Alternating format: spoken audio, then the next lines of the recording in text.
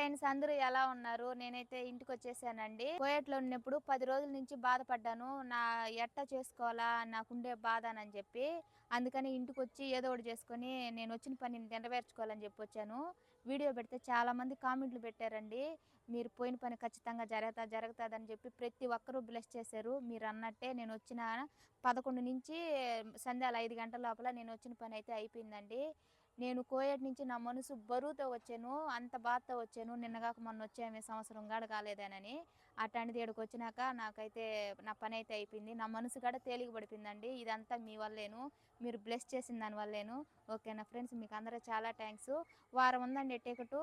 ఇంక మనం రిటర్న్ మార్చుకునేది ఎందుకని ఈ వారం రోజులు ఉండేసి పిల్లకాయలను చూసుకునేసి మళ్ళా కోయట్కి వస్తానండి. ఇప్పుడే వచ్చామండి మేము.